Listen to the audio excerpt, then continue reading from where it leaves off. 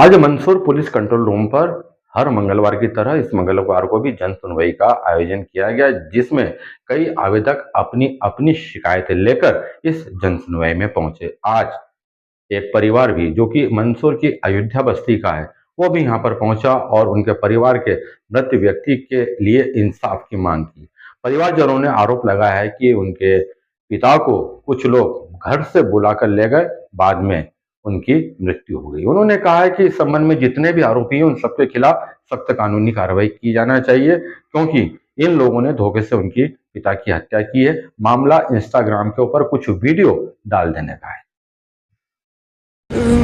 डर के मारी मेरे को डर लग रहा बेटा, मेरे छोरा को मार दियो।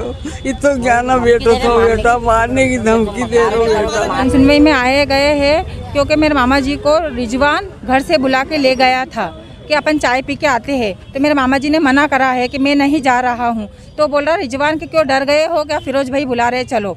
तो इसके कारण घर के जितने भी पास में जो थे सब मना कर रहे थे कि शहजाद भाई इनके साथ मत जाओ, ये दमंग लोग हैं। तो ये फिर भी मेरे मामा जी से बोला डर गए हो, तो मेरे मामा जी ने शर्ट भी नहीं पहना और बनियान में ही इन लोगों के साथ चले गए।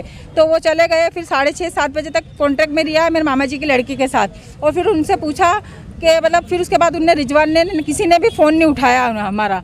और वो फिर है ना वाईडी नगर थाने में हम गए हैं, तो हमारे को वहाँ से बहुत मतलब बदतमीज पने से बोलते हैं वहाँ के अधिकारी के, इधर आपके कहने से मर्डर लिखूंगा, आपके कहने से ये लिखूंगा वो लिखूंगा। हमें वहाँ पे हमारी कुछ भी कार्रवाई नहीं हुई। और मतलब इसी वहाँ पे सिविल में भी लेके गए, वहाँ भी कोई पुलिस वाला नहीं आया, किसी चीज़ का बयान नहीं हुआ। और उनकी मर्जी से ही लिख के और उनकी मर्जी से ही वाईडी नगर थाने में इतना बड़ा पर्चा दे दिया गया है कि ये चीज़ आपकी एक्सीडेंट हुई है। और हमने बोला हमने तो ये चीज़ लिखवाई नहीं, हम तो हमारे इंसान को लेके और उदयपुर रेफर कर दिया था। और गीतांजलि वाले जो सर है उनने कलेक्टर जी से बात करी है कि इनके टीआई सर से बात करी गई है कि इनके सर पे बहुत गंभीर चोट आई, कम से 2 से 3-4 बार इनके सर पे वार किया गया है। तो ये बात भी दबा दी गई है और मतलब किसी चीज़ का कुछ भी नहीं करा है। और मेरे जो भी दूसरे मामा जी है, उनके लड़के हैं, उनके भाई भतीजा जो भी है, वो फिरोज आए दिन धमकी देता है। और मेरे मामा जी की लड़की को इंस्टाग्राम पे से उसकी आईडी में से उसके फ़ोटो निकाल के उसके हस्बैंड के दोनों को और उसके साथ उसके आईडी में उसके मतलब फेक आईडी से उसका फ़ोटो जोड़ के और उसको ब्लैकमेल करता है, उसको हस्बैंड को आए दिन चाबी निकाल लेता है गाड़ी की मंडी में।